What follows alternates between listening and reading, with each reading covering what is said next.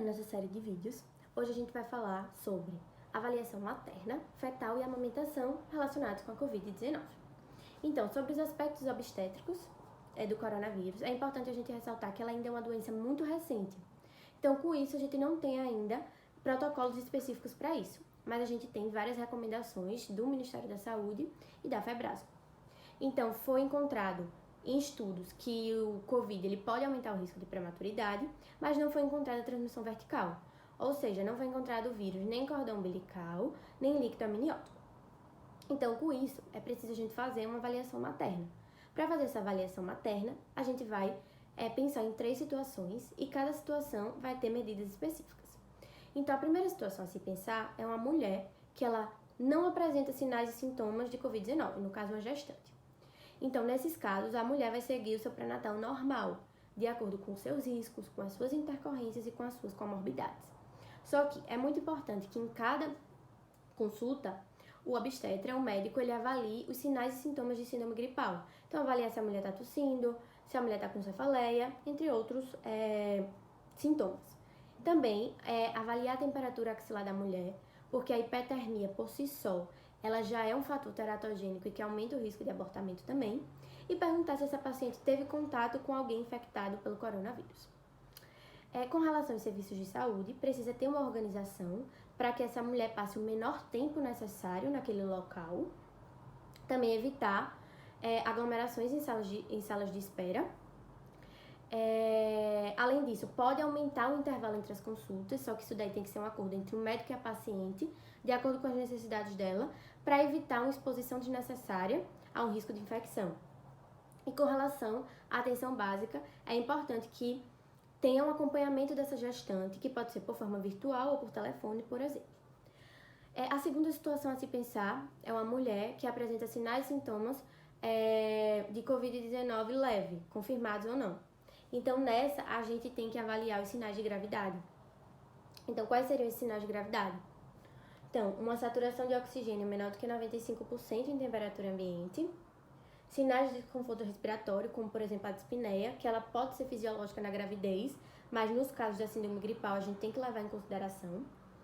Aumento da frequência respiratória, de acordo com a idade. Se a paciente tem uma doença de base, uma piora nessas doenças de base. E sinais de hipotensão. Então, ver se essa mulher está com falta de ar, se ela tem dificuldade de completar uma frase, se ela precisa tomar fôlego muitas vezes para completar uma frase, se ela sente dor no peito, se ela tá falando de forma lúcida e coerente, por exemplo, porque poderia ser um rebaixamento do nível de consciência, e se ela tem algum sinal de desidratação. E também avaliar os fatores de risco.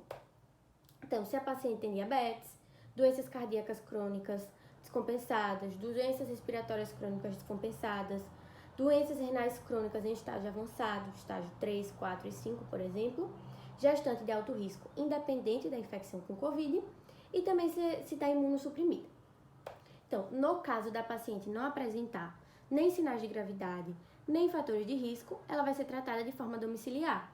Então, vai fazer o isolamento social, vai tomar medidas sintomáticas, então uso de analgésicos, hidratação e repouso, e tem que informar essa paciente sobre os sinais de gravidade, porque se tiver o aparecimento de qualquer um desses sinais, ela tem que procurar um hospital especializado. Então, e a terceira situação é justamente uma gestante com sinais e sintomas graves. Então, nesse caso, ela não vai ser mais tratada domiciliarmente, ela vai ser a nível ambulatorial. Então, é preciso avaliar a repercussão clínica dessa doença na paciente. Então, tem que fazer hemograma, tem que avaliar a função hepática, a função renal da paciente, também a coagulação é uma coisa muito importante. Então, fazer também cultura para ver se não tem infecção bacteriana secundária, porque aí seria necessário o uso de antibióticos. Oxigenoterapia para manter essa saturação de oxigênio dessa mulher acima de 95%. Claro, os medicamentos sintomáticos, principalmente cuidar da febre dela. E avaliar os sinais críticos, que é quando a mulher ela apresenta já uma pneumonia relacionada ao Covid. Então, foi criado critérios menores e critérios maiores, e de acordo com esses critérios a gente pode avaliar isso. Então, A gente tem os critérios menores, que avalia frequência respiratória da paciente, então maior ou igual a 30, ou a pressão de O2 dividido por FiO2 menor do que 250. Então, outra coisa que é importante falar é que essa mulher ela vai precisar de estudo radiográfico, então ou raio-x ou TC. E a gente não pode adiar a realização desses exames. Tem que ser feito de forma mais precoce possível, tomando cuidado para ela levar o mínimo de radiação possível. Mas aí a gente tem que avaliar o bem também da mãe. Então, uma uremia maior do que 40, se a paciente está com a leucopenia, uma placatopenia, se ela apresenta uma temperatura muito baixa, que nesse caso é hipotermia, hipotensão, que você precisa fazer reposição volêmica agressiva, e os critérios maiores, quando a paciente ela já apresenta o choque séptico, com a necessidade de vasopressores, ou uma insuficiência respiratória com o uso de ventilação mecânica. Nesses casos da pneumonia, precisa de um tratamento mais agressivo, porque ela aumenta a mortalidade, tanto materna quanto fetal. Então, por isso que é preciso avaliar criteriosamente para evitar isso. Então, falando um pouquinho sobre a avaliação fetal. Então, como a gente falou, a gente não tem ainda muita noção das repercussões clínicas da COVID no feto.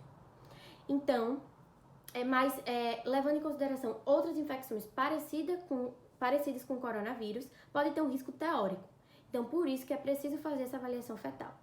Então, ver frequência cardíaca do feto. Também avaliar através de ultrassonografia, por exemplo, crescimento fetal, volume do líquido amniótico. Também pode ser realizada a cardiotocografia e também o Doppler das artérias uterinas. Só que isso sempre vai ser de acordo com o médico e as condições clínicas da paciente também. Outra coisa que é recomendado é a realização de uma ultrassonografia de 2 a 4 semanas depois da melhora da infecção, justamente para avaliar alguma repercussão no feto, crescimento, líquido amniótico, artéria uterina também, tudo aquilo que a gente já falou. Então, falando um pouquinho de parto, o coronavírus por si só, ele não é uma indicação de parto. Isso daí vai depender da idade gestacional, da mulher, da oxigenação dela. Então, existem vários fatores que vão determinar isso. Isso daí vai ser de acordo também com a vontade da paciente e com o obstetra. E é isso. Agora, indo para o âmbito da amamentação, é uma coisa bastante importante de ser falada. Então, não foi encontrado comprovações da transmissão através do leite materno. Então, é importante lembrar que a principal forma de transmissão do coronavírus é através de o contato direto, pessoa a pessoa. Então, tossiu, espirrou, falou perto de uma pessoa saudável e essa pessoa levou esse vírus para suas mucosas, ou pelo contato indireto, que é através de superfícies. Outra coisa importante de falar é que a amamentação, basicamente, vai ser a única forma de alimentação desse recém-nascido e também de adquirir anticorpos. Então, muitas vezes, privar esse recém-nascido disso pode deixar ele ainda mais suscetível a uma infecção por coronavírus ou por qualquer outra coisa.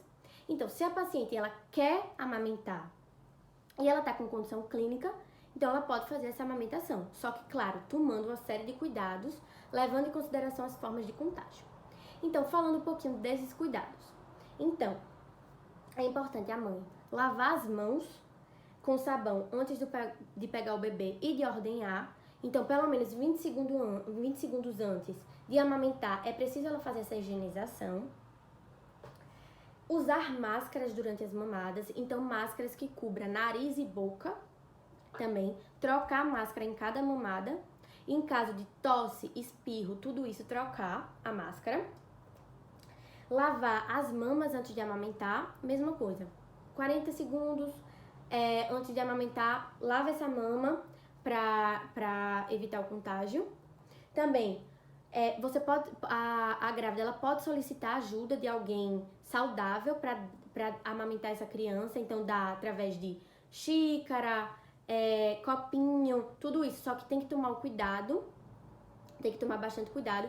Se, no caso, ela optar por ordenhar, tem que ter toda a limpeza com água, sabão dos materiais de ordenha, justamente para evitar isso. Então, Não é uma contraindicação, mas tem que tomar todos os cuidados necessários para evitar isso. E basicamente dessa aula eu acho que é isso. Então, todos esses cuidados com a amamentação, essa avaliação da mãe e essa avaliação do feto. Então, eu espero que vocês tenham gostado e muito obrigada!